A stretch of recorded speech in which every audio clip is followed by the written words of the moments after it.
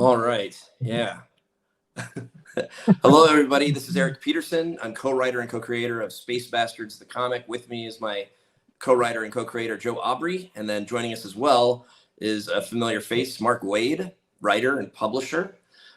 He is our publisher. I prefer living legend, but it's what are your your call. Oh, the what? Living legend, but it's up to you. Living legend, yeah.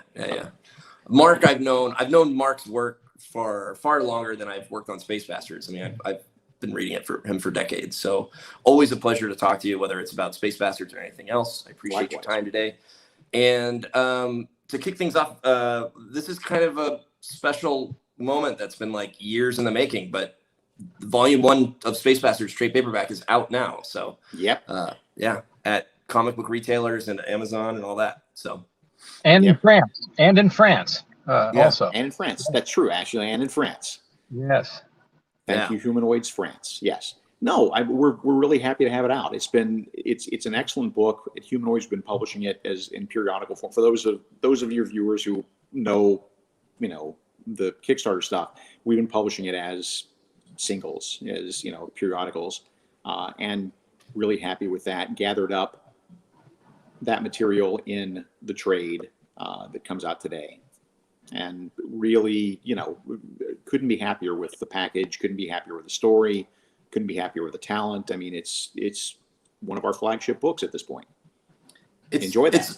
It's a high watermark of my career to have myself mentioned by Mark in a foreword at the head of the book too. I never thought in a million years that would happen. So thank you for all your kind words. I appreciate it. No, of course, both of you. So this guy's done this 100,000 times. He has books on the shelves. He's had books on the shelves for decades. I don't want to say decades, but I mean, at least decades is fair. Yeah, I guess 1984 will be 40 years. Jesus. Ooh. Yeah. And we do one, and we got to have a podcast and talk about it and hold hands. And I'm so sorry, but you're a good sport, Mark. Thank you. Thanks. Well, also, it's kind of like a Mad Libs thing. I mean, I've got like 4 introductions just ready to go at any time, and I just plug in names. So it makes sense. So how did you find Space Bastards? I mean, first impressions, anything like that?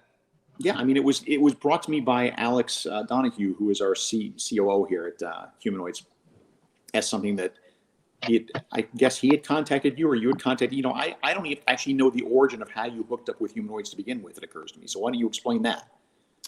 I think that's actually Joe really was the one who kind of hit it. First he was like, we should really look at Humanoids here closer, and then we started looking at all the submission packet guidelines. And we've said this in interviews before, but out of everybody that we were looking at, your submission guidelines were the most thoughtful. Thoughtful and character centered and and writing focused. It's not like how are we going to sell this, or how's it going to sell, or what readers are even going to be interested in. It was really focused on like the characters and what were the characters trying to achieve, what were the relationships between the characters. It was distinctive. It was a lot of the other submission guidelines that we looked through with other publishers didn't hit on those things, and it made us think about our book and the story, and helped us kind of plan out some of the later issues a little bit, and also it really helped with writing the pitch and the marketing. And I mean, some of the blurbs we wrote for Humanoids pitch, the pitch packet for them, have made it onto the back of the book, for that's been published, that came out today. I mean, some of those sentences are there, and we did not have those until we submitted to Humanoids. It was putting that together, putting the submissions guidelines together was a labor of love on my part, because I've seen, because I've been a publisher and editor, all these things over the years. I've seen a million pitches, and they're all generic, and they all make me want to gouge my eyes out, because they're never focused on the stuff I really want to know, which is, like you said, what is the character stuff here? How do the characters interact with each other? Why do I care? What's important about this to me? What's the emotion behind the story? And so, I'm glad it was of help to you guys. I'm glad you came, because, the moment I saw the material, I thought, this is really good. This is strong. It has a strong voice. It's very funny. It's really well done. As I said in my introduction, I hate the fact that you guys are this good this early on in your career. So fuck you for that. But, first impressions have held out. I can't wait till they can see what is coming up in year 2. Me Us too. too. Yeah. Yeah. Yeah. Joe and I talk every single night about it. I can tell you that. Yeah, it's been a trip. Like all year has been a trip. Just it's really weird for me to work so long on something and then all of a sudden you just see a lot of people reading it, Yeah. or like mentioning. We were on somebody else's podcast recently on Spine Ticks, actually. Shout out to Spine Ticks. And they had mentioned like Calto Freemus, and I was like, it was the weirdest thing to hear Calto's last name come from somebody who isn't me, Joe, or Darick, or somebody, Yeah. And I know, again, this is, you go through this probably all the time. You've been very prolific, over the years and everything. But yeah, for me, it's admittedly kind of a new thing to be like, oh, this isn't just like in my closet anymore. Well, also it's different for you is that, I mean, it's had been a challenging year for you guys because you did the convention trail so heavily, and that was something you did, and now none of us are doing that. So, I mean, how have you adjusted to that? No, both personally in that holy smokes, I'm not traveling as much as I used to, and then just professionally that the shifts that you've had to make away from hand selling at tables. It's, this is another thing I talk to Joe about every single night, because a lot of the shows that we wanted to go to in September already haven't worked out. It turned out that either artists that we were paired up with have canceled, or occupancy rules and all that stuff. It looks more like 10% occupancy, which it's like, if Joe and I do the math based on like what we're used to seeing at prior shows, we go, oh, well, does that mean we're going across the United States to sell like 5 books? I don't know. Exactly. It's scary, Yeah. So we're trying to figure it out really for October, November, December, and all of that. I really want to go to New York Comic Con. I really want to go to Baltimore, stuff like that. So, but real quick, we have a 4th person here, I think. Oh, might excellent. join us. Yeah. Let me see. Hey, Darick, can you hear us? Yeah. Awesome. Oh, it's TV's Darick Robertson. How are you, man? That is the one I watch. How you doing? I'm good.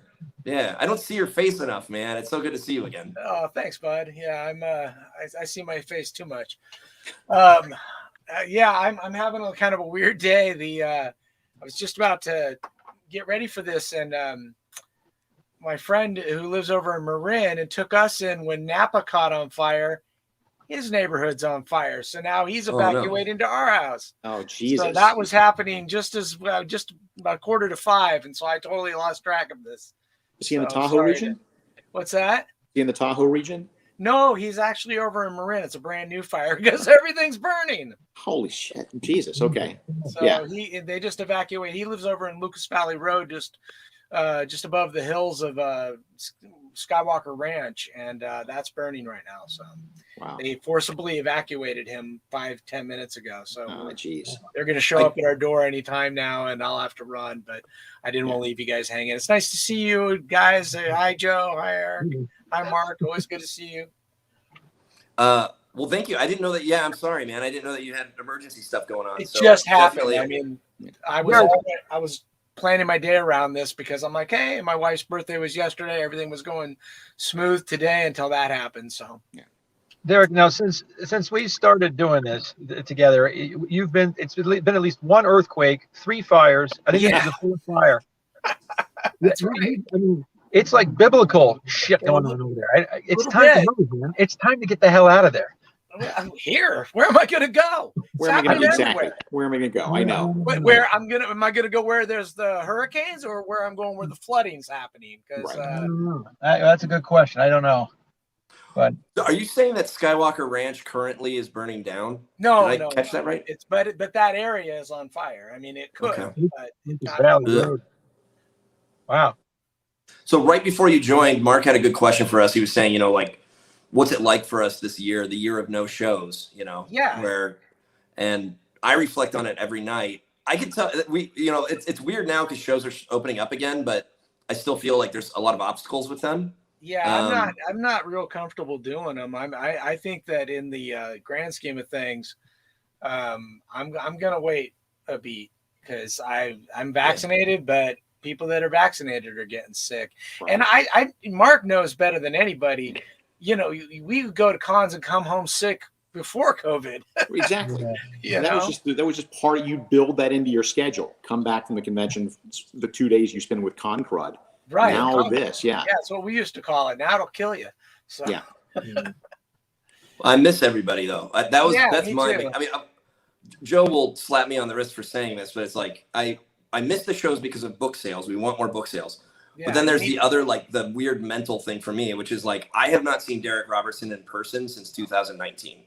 Right. I missed you guys too. I was Bisley. I haven't seen the guys that, like, you know, I count on several times a year, kind of like my mecca, or like getting me out of just the normal suburban place that I live, you know. So yeah. But anyways, yeah, we need to get out there and move more books too. The shift, I mean, to answer the rest of Mark's question, was, I mean, one shift has been trying to do more on social media, which we had zero anything until November, December, where we started the Twitter account, and then we had, that was it until June when we started the Instagram account, which is crazy. We should have been doing it all along. You know, what we were doing was just going into bars and talking to, like, Eric would just sell books in a local bar, you know, and we would just tell people about the book there, or he'd fly to Vegas and just sell them at a bar, you know, or, you know, it was a really dumb way to try to sell massive amounts of the book. And so we've relied more on social media and these interviews and that kind of thing. And the one show that we've both been at, the one we've done, which isn't a show, it's just a local comic shop, had, you know, some of the local Arizona comic book people there. We were there.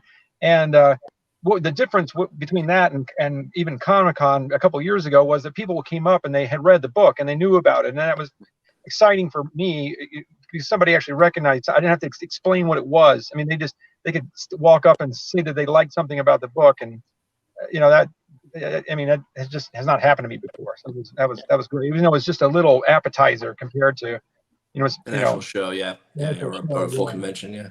I can't imagine what it would be like, really. And again, we got two veterans here who, you know, you guys are talking about getting sick and you don't even want to do it anymore. But here, yeah, I mean, we'll find out. I like the people. I mean, I love the people. I'm doing Baltimore just because Mark Nathan runs the show. He's one of my best friends. I'm not going to not go, but if not for Mark Nathan, I would be skeptical. You know, I am doing a one-day show in Canton, Ohio, of all places, at the end of this month because Canton. Because my girlfriend's never been to Cleveland, and so it's on her list of, you know, Rock and Roll Hall of Fame and stuff. So great. That's the other thing about it. Cleveland's nice, but you know, you can't get good Cantonese food in Canton. I'll just warn you. All right, I'm calling the airlines then. I'm canceling my ticket. It's but beyond that, I'm, you know, New York. I don't like going to New York Comic-Con on a good year, just because it's everything about New York and everything about conventions, both that I don't like put together. And you're just in there like a sausage. It's just, but this year in particular, I can't imagine going. I mean, people will go, but that's got to be a huge factor, right? Yeah, I don't know. Yeah. So we'll do, I didn't know you were going to Baltimore. So maybe we use Baltimore as a little bit of a test. I'll try and still get a table there or something. And, you know, that'll decide, you know, the rest of my tour. Yeah. Yeah. But yeah, it's something Joe and I have definitely been wrestling with here for like the last few weeks, because we see people dropping out of stuff like Dragon Con or whatever. And we're like, oh, well, all right, maybe we shouldn't be doing this. I don't know. So, but on to happier topics. Yes. So Darick, today, we were talking earlier, Volume 1 Space Bastards trade paperback came out today. So after really many years and all of us working together and everything, it's widely available in multiple languages now too. So hey, we made it. We got here.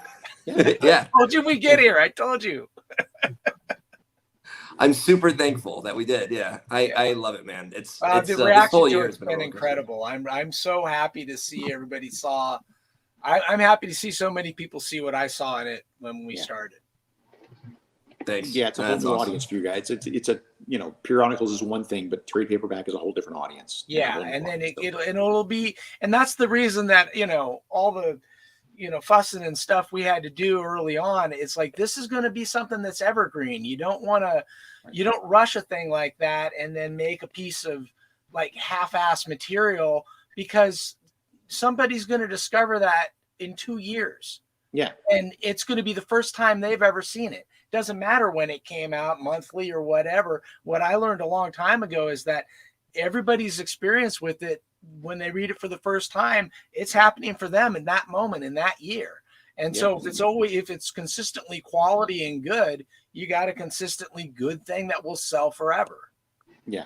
That's the other thing too. I mean, Darick and I kind of came up around the same time, and we both started in an era where trade paperbacks were really not very commonly available. So we were still very much of the mentality of, all right, well, I'm going to do my best this month, but nobody gets it out of the park completely. Let's concentrate on next month. Yeah. And you don't really have that luxury anymore, because it's not just because it's in trade paperback too, which is true, but it's also, because of digital, because of Comixology or whoever, every Wednesday, you're not just competing with what came out that Wednesday. You're competing with everything Frank Miller and Alan Moore ever did, Yeah. Yeah, I just saw charts from a Bleeding Cool posted a thing. The number one selling trade paperback right now is the early versions of Invincible. Why? Because there's a TV show on. Exactly. And the boys paper, has been selling better than it ever has since the show came out. So it's like one of those things where you're right, and you're competing with that. But at the same time, I found out that like Transmetropolitan was one of the first books that got collected, that started this collecting the things in real time to bring on readers. Because that's the way it made money. Transmet lost money in periodical. Absolutely. And so and it was almost canceled a couple of times. Yep. And then they put out, when it moved from Helix to Vertigo, because it was the only title out of the whole Helix line that was selling, they put out that little 3-issue Back on the Street collection, and that thing sold like hotcakes. It sold like well into the deep into the run. People were still discovering the first 3 issues because that little collection was out there, and DC went ding. So the first thing I ever bought of Darick's, I think, is that Back on the Street, is the 3-issue set. I think. I want to say, I don't think I read anything before that, but yeah. That's the birth. That's the true birth of Space Bastards right there, is me picking up a 3-issue collection of Transmet. Yeah. I was so happy to see those stamps. Whose idea was it to do the stamps? Yeah, that was amazing. Those French guys made the stamps. No, I love it. I think they're great images too. They were great. Yeah, did you see that, Mark? No. The Humanoids Associates or whoever. Yeah, Paris office. Yeah. Yeah. Sorry, I was raised by dogs. I don't know how to pronounce anything in French. But they laid the book out, which has a cover we haven't had yet here in the U.S. and then it had little stamps around it, and they were arranged perfectly. And they had, Zordak was on one, and Manicorn was on one, and Roy was on one. It looked like old worn stamps, didn't they, Darick? It looked cool.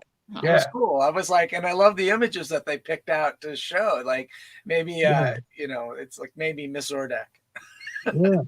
That's very cool. I don't know how I missed that, but it's good. But it's the Paris office. That's why they do their own thing. So, yeah. So in the trade paperback, actually, there's a lot of like early sketches of characters and others, like I think Darick Robertson kind of memorabilia and whatnot too. So it's been kind of cool to flip through that and see, all that email stuff from like 2015 or whatever, So it's kind of cool to see it have press now also. Yeah. I don't know about you guys, but every time I pick up a trade paperback that has no bonus material or whatever, I feel cheated at this point. Absolutely. I agree. Yeah. And that's also kind of a cool thing I like differentiating, is like the hardcovers that we do also have extras occasionally, but they're like in-universe extras, whereas the extras that are part of the Humanoids collections are all kind of like real world stuff. I hate to say this, but I have to take a phone call. It's no, you're fine, Darick. Yeah, no, do it. Emergency. So I'm gonna. How do I leave? There should be like a little mute button too, if you want. I'm gonna. Is there a mute button? I see it. Okay. Sorry for doing this, people watching.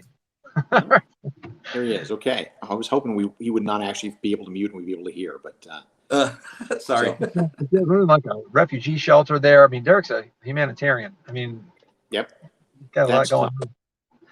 So, what's any sidebar questions, by the way, while we've been chatting away?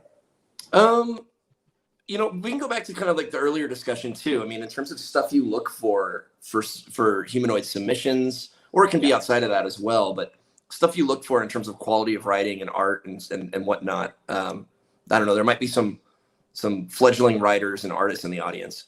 Sure. I mean, as I say in my guidelines for the submissions, you know, I want. Well, here, I mean, basically, here's what you need to do if you're submitting something. My preferred format is this. I want, first off, one sentence that explains the high concept. Just give me this, you know, in a nutshell, here's one sentence. And then give me like a paragraph, 2 or 3 sentences that fleshes that out, but still don't go into great detail. I don't need to know, as an editor, as a publisher, I don't need to know all that stuff right now. You're still just trying to get me hooked. You're still just trying to show me some ideas that I've never seen before.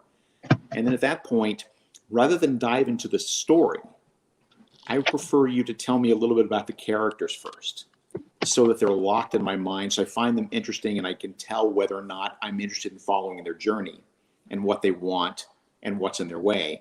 And then at that point, you know, on page 2 of your pitch, then you can tell me the story. But if you tell me the story before I know who the characters are and I'm having to learn who the characters are and figure out the story and, you know, juggle all that stuff at one time, it in such a compressed state, it is much more difficult. I like knowing who I'm reading about, and then here's the adventure, with an emphasis toward you know, emotion. That's what are these characters feeling? What does it mean to them to do these things? It's not, and you've heard me do this and talk about this in my writing class, but nobody can tell you the plot of a James Bond movie.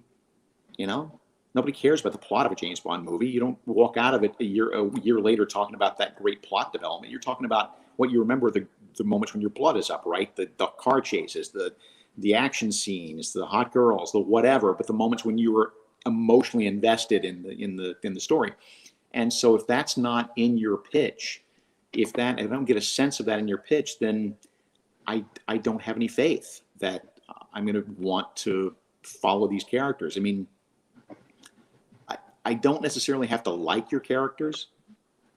I mean, you know, Walter White is not a likable character, but you still want to spend time with them, even if it's just to see how they're going to fall. You need to give me characters that I want to spend time with. So, and that's where you guys excel. I mean, all those characters from Manny all the way down, they're all characters that are unique and interesting and have their own voice, which again, crazily important and very often overlooked, is just giving characters different voices. They don't all have to talk like you, Brian. And that was a cheap shot. It was a funny shot, but it was meant to be a joke. Never mind. You didn't even hear it. It was under my breath. Well, it's live, but we'll edit that out anyway. Anyway, I'm off on a tangent now. What were we talking about? I don't even remember. I think we were just trying to kind of say, like the guidelines of what, you know, the easy ways to tell a good story when you only have like a brief amount of time to kind of pour into a submission or whatnot. But I think you covered it well. I can tell you in terms of Space Bastards, like Joe and I wrestled with it for years and years, even before Darick's involvement, where it was like people would ask us about the movies or like anything we were trying to do, and we would like get caught up trying to explain how the Postal Service works and kind of the mechanics or the setting. And I don't think any of that stuff was ever really, I mean, that is definitely the spine of what we do. And it's the way it makes everything work. But it's kind of like describing Lebowski's bride. I don't need to know that mechanics. Exactly. Yeah. That's not the important part of it. Right. Exactly. Yeah. Yeah. It's the characters that are kind of entangled in that I think once we got those guys pretty nailed down, that was when I think Joe and I started to have more fun with it. So. I don't think in any of the other pitches or any time when we really talked about the project with anyone, did we go past Manicorn and Davey. I mean, I think I pretty much, sometimes Roy and Wayne, I mean, a little bit, but But when you were, in that, and I didn't realize that you'd even outline that submissions packet, those were your guidelines. But until I looked at that, I threw all the characters down and started looking at that and trying to figure out. And I realized, wow, all these guys do go through changes, and this guy, this publisher actually wants to hear about it. I'm going to go into detail, and I'm going to explain all this, and it started to fit. And it, by the time you got done with that, you could kind of see the structure of the story just in the description of the characters, and it was completely backwards from how we had pitched it or really described the project before to anybody. And part of the engineering to get that, Yeah, and part of the engineering of the guidelines was specifically to make writers sort of look at their own story from a different point of view that they hadn't before. That was part of the goal. So, by the way, these guidelines we keep talking about, they're on humanoids.com. If you go to humanoids.com and look in submissions, there's the guidelines. Even if you're not submitting anything to Humanoids, if you're an aspiring creator of any kind, it's probably worth taking a look at and downloading the submission guidelines just to see what's. Yeah, it's a great thing to just test your story out and test your characters out. If you can answer all those questions and you can write a blurb on that, and you can pitch it, and you can market your book. I mean, it's a litmus test for the integrity of your story. Yeah. And also too, so Mark, you mentioned those classes that you do, those online kind of virtual classes about writing. I've sat in on one, and I found it incredibly worthwhile. So I would encourage anybody that's interested to check with you on social media and look for any of your upcoming courses, because definitely for an hour, it's just, it's really, really, it's worthwhile. Yeah. Good. I appreciate it. I'm glad you got something out of it. I always feel a little awkward when it's people I know in the room, because I think, I thought it was I was trying to surprise you. Sorry. You could just, you could call me. You don't have to take the course, we can have a conversation, but anyway, so that's all fun. Look, again, I couldn't be happier with the trades out today. I couldn't be happier that we're still in business with you guys, and we'll continue to be in business, because not only do we have this, but remember, in January, it is Space Bastards Special Delivery. The one shot, the big, fat, 72-page, oversized one shot. Is it officially announced or not? I don't know. It is now. I guess okay. It is now. And we've gone this list. So it'll be in the next catalog that comes out anyway. So I leave it. This is not the official announcement, but a little tease for your readers. I will say this is that, like, every issue that we wrote of Space Bastards, I loved more than the last issue that Joe and I wrote. Yeah. And there is an issue in Special Delivery. There's a story that's in that whatever you want to call it, the big giant, what? Whatever. Compilation. Yeah. That is it's the funniest thing that I think I've ever written or co-written with Joe here. It's like, we still laugh about it now, like a year after the fact. So I'm excited for everybody to get that. It's the fact that you guys enjoy what you're doing shows. I mean, and that's an X factor you can't omit either. Everybody's read stories where you kind of sense that somebody or another is kind of playing by the numbers, or is not really in the game, or is a little bit checked out, or is kind of doing it by rote. And you can always tell that when that happens. And this is not the case with your book. I mean, it's clear that everybody working on it is really having a ball. Thank you. Yeah, I think we are, for sure. And all the artists we work with, Darick especially, I think have had a blast. So it's been good. Yeah. I wish I had more time, guys. No worries. Split, I'm afraid. Okay, Mark. Before you run, anything you want to promote on your end? Actually, the class, what we're talking about, the Talent Talk. If you go to talenttalk.com, there's me, Howard Chaykin, Christopher Priest, Matt Wagner, a lot of people giving classes online, and a bit of that goes, a bit of the box office goes to Hero Initiative as well. So that's another important thing. Other than that, just keep slugging away, guys, and we'll continue to talk. Awesome. Thanks, Mark. Thank you so much for joining us today. I appreciate it. Take care, Mark. Bye. And then Darick's still out there. Yeah. If you are, if your home is being threatened by fire, and you're in California right now, and you're being forced to evacuate, you can go to Darick's house, and he's got some hot food and blankets, and apparently is taking people in. So Yeah. hit his direction, right? Where are you, man? Where am I? Yeah. I'm out in front of my gym here, actually. Oh, are you? Say hi to Jason for me. Oh, we'll do a shout out there. If anybody needs like the best trainer on the planet, Jason Smith Fitness. Jason Smith. Yeah. If I go home, it's too noisy, and I'm just in between. This thing happened right at the end of the day, so we had to do it. No, I understand. I'll let you go then. You probably got to run in there, right? No, I'm done. That's why I got out. You're done. You already worked out. All right. It's a post-workout interview. I don't want to leave Darick hanging here. I don't know.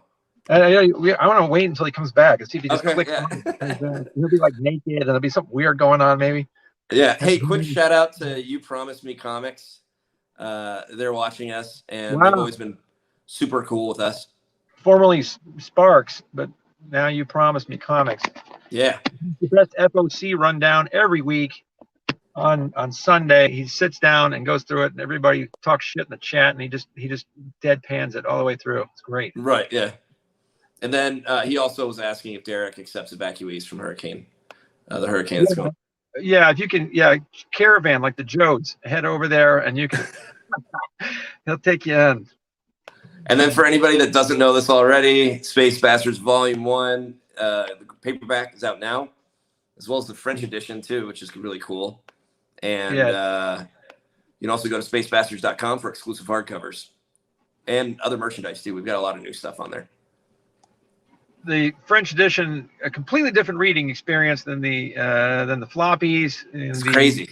There's like 4 different ways to read Space Bastards. Yeah. We're all going to end up in the same place, but this is like everybody leaving for vacation, and by plane, by sea, and by land. Everybody's going to. I'm waiting for nobody from France has like asked me about like the stuff that's in that one that's not available anywhere else yet. I've gotten some direct messages from some guys in France, and I mean, they're really, really, really positive. I don't even know if they know that it's different. I told one guy, "Hey, you're the first human that's read some of these stories." So I see those too, and like, yeah, it has been positive, and it's really cool to see.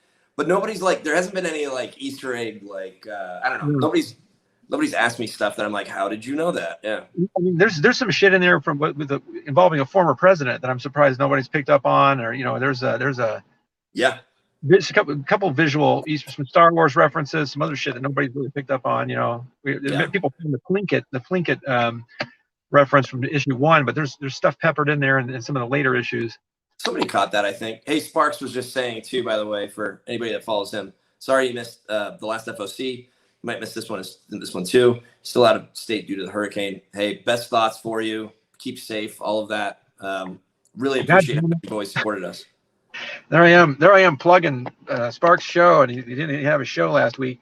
I thought that I'm thinking the Spine Ticks. There's some kind of copyright violation. They took the video. Yeah, I know. I was on there for like an hour, and then I found out the next day that like they took it down. So what happened? It's somebody the real life beanbag on there, or I think it was porn. I think they were watching like some like softcore like vampire porn movie or something, and it probably Reanimator or some clip from Yeah.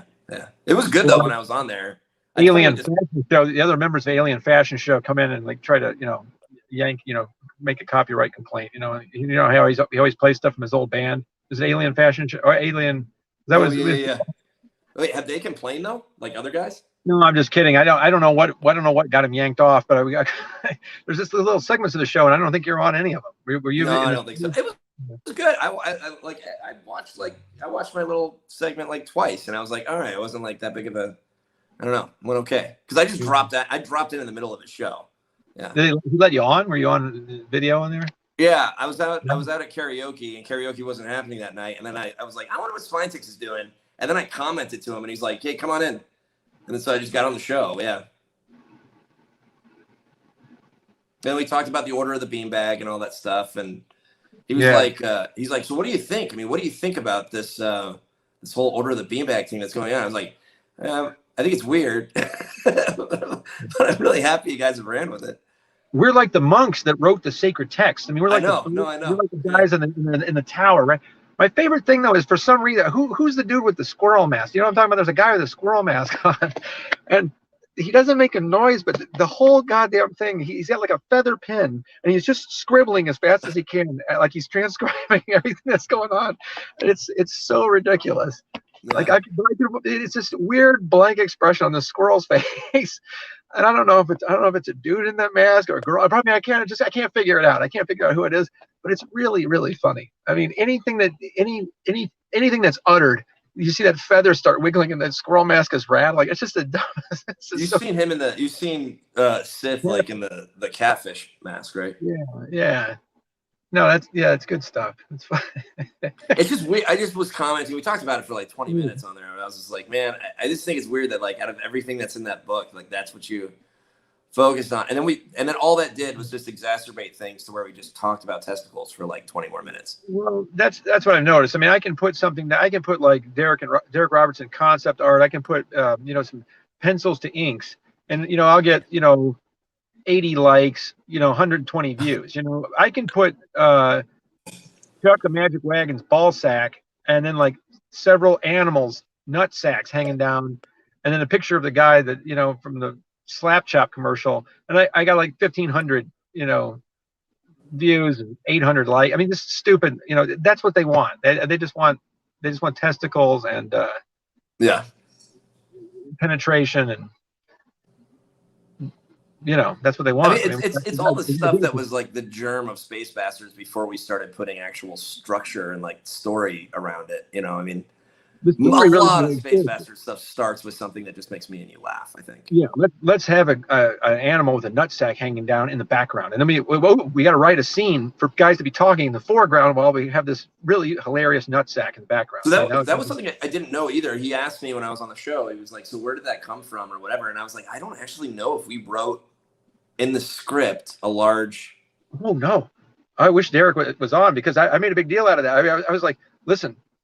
Because those are really expository scenes, where Roy is sitting talking about it, and there's all this fucking dialogue, and I thought, it's the repo. It's like the start of like our Repo Man kind of stuff, like where he's explaining everything. Yeah, he's explaining everything. There's just walls of text, and I thought, shit, we need something funny going on in the background, and he's probably eccentric, like all these rich guys, like Michael Jackson. He had a monkey and had elephants and shit in the background, and I figured Roy probably, but I'm like, you got to have like an animal with a nutsack hanging down. We need to see some testicles or a big row of teats or something. And then Darick drew one, and I laughed about it for so long. And every time he would draw anything that was vaguely, looked like an animal, I'd be like, we need to see it. We need its testicle. And he sent me an email back or a text back once, and it just said, "We don't want to overdo it." That's I can't encourage Darick to draw testicles. I mean, he's not my trained monkey. I just have to know. He just needs to know that I like seeing testicles, and about every page he puts them in there. And I just started. It's not like a rare thing in his work. I mean, it's like a recurring thing in his work, man. Like he had that. He's had that both in The Boys and Transmet. It's been a focus point. It has been a recurring theme through Darick. I think with Darick Robertson, you can there's like a certain way he draws faces, so you can tell it's a Darick Robertson piece. And then also, if there's an animal with large testicles, it's a good indicator that it's. I didn't know that because being more familiar with his Punisher work, I never saw. I mean, I saw the testicles, like energy, but not that energy, but not the actual physical testicals. Yeah, and I'm trying to think. I want to say around that time, I think it was Crank 2 had come out when we originally were kind of talking about all this. I remember for some reason there was a character in there called the Ferret or something, and they were describing the character, and then they just cut to a ferret like rolling over on his back, and he had really big nuts. Do you remember that in Crank 2? It would just go. And it just made a noise, and it would be like a 2-second glimpse of a ferret and his huge nuts. And they did it twice. And I think the guy's name was Ferret, or the word for ferret in Spanish, maybe. And that to me was hilarious. I mean, that movie was great anyway. Was that like the weasel? The actor's name, but do you remember Jason Statham, Crank 2? But you remember there was a villain in that, Right. He's and his name was Mexican crime boss kind of thing. Yeah, he wasn't I don't think he was the big boss, but he had like one of the intermediate guys' name was the Ferret or the Weasel or something, and they showed a real weasel or a real ferret roll over and had huge nuts. What like in case as a viewer you were thinking like, a weasel, that's such a small animal, like it's not ferocious, it's not I'm not why would they name the villain after a cute little, and then they had to show that this animal had huge balls, and was ferocious, right? Or I don't know if it shows it for you or not, but it shows me how many like listeners we have and stuff. It's like, as we've been talking over the last like 2 minutes, it's just trickled like 4, 3. The other thing too is that StreamYard requires me to like put in a description or like a name for this thing to go out to all these different platforms like Facebook and Twitter and everywhere. And I indicated that we had Darick Robertson and Mark Waid, and then yourself and me. Anybody that's tuning in now, Mark's gone. Darick's on the phone, and it's just me and you talking about testicles. Yeah, and this is what it's going to be. We're talking about animal husbandry. Now. Testicles. Yeah. Oh well. Sorry, I kind of got off on a tangent there, but I mean, Crank too. Jesus. No, it's Christ. exciting, man. I get it. Yeah. I don't know.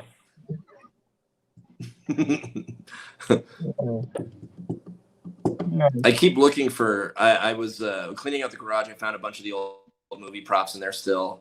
I've got like Davy's gun, the shotgun, stuff like that. Hey, is the party still on? Party's still on. Party's still happening.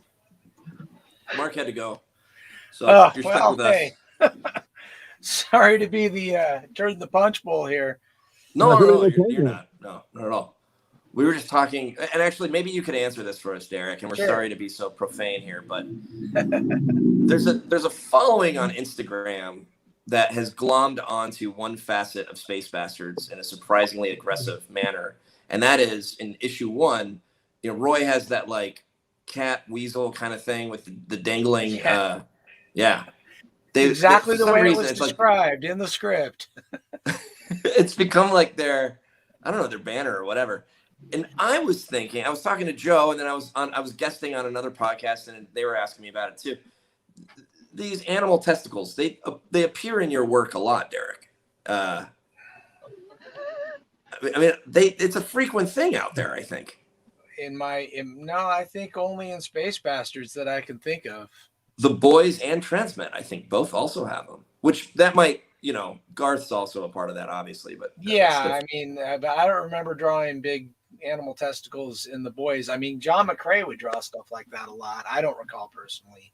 I thought Butcher's dog. No, am I making that up? In my brain? Butcher had Terror, but I don't remember drawing Terror's balls a whole bunch. All right, I'm just I'm inventing it, and I'm adding balls where there shouldn't be any. Yeah, in my mind. And then the cat was a female, so I know she didn't have any dangle balls. Yeah, the 3 faces. I was telling him, Darick, that I got so excited when you drew the balls the first time, and I kept telling you like an asshole. I kept saying like, remember, put more balls, and you just sent me a text and just like, hey, too much of a good thing, or something like that. Like don't, we have to keep it subtle. And then I was like, oh fuck, I was telling him his job, and then you just put the right amount of balls in the rest of the book. That's me, just the right amount of balls, not too much, not too little, just right. I would have had him in every panel, and I realize now that was the wrong thing to do, and that's, you knew what you were doing, and for God's sakes. Well, if you put him in every panel, you would have had to change the name to Spaceballs, and that's taken. So. That's taken, yeah. Yeah. Then you'd be in copyright infringement territory. So. Yeah. So, Darick, it's been a while, man. So yeah, it's just us pretty much. So how have you been? What have you been up to? Oh, God. This is not the place or the time. Okay. I'll tell you all about it when I see you next. All right. Just kind of spend a lot of time in this chair. Always. You're working hard, and you're running a refugee camp. I mean, you got people coming. We're taking in evacuees. We're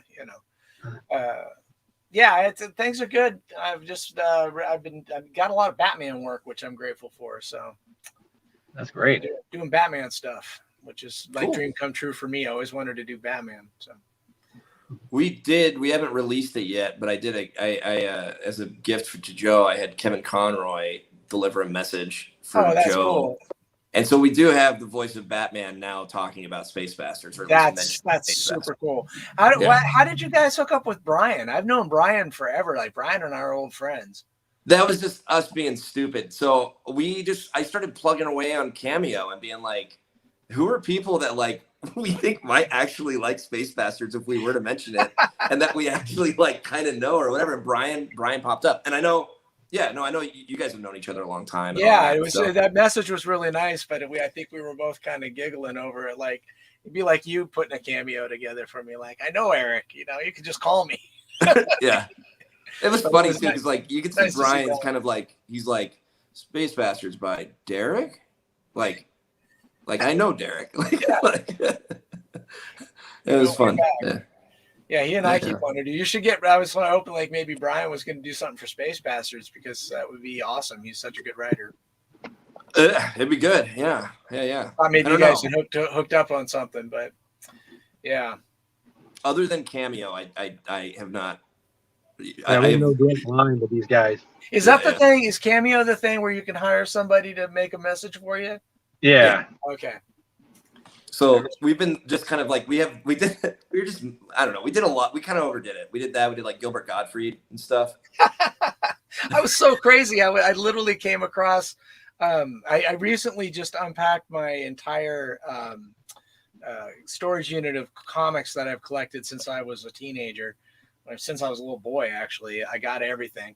And we've rented an outside office. I'm going to actually leave my home basement studio and get a proper office that I'll walk to.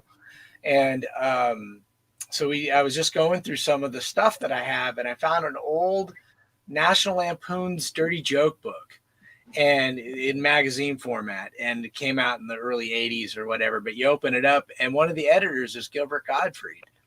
Oh, really? Yeah. I was like, that's so crazy. Like probably before he had any kind of screen career, because it's a really old magazine. But that was like, then it just is, that name jumps out at you. But yeah. So Gilbert Gottfried was him screaming Space Bastards is it's another high watermark for me out of the last year. He's great. He makes me laugh. Now I actually kind of want to go back and read that joke book again too, because like he basically got the whole Aristocrats thing rolling. Yeah, you've seen the documentary and all that. Yeah, I own it. Yeah, it's amazing. His bit in there, and yeah, it's good.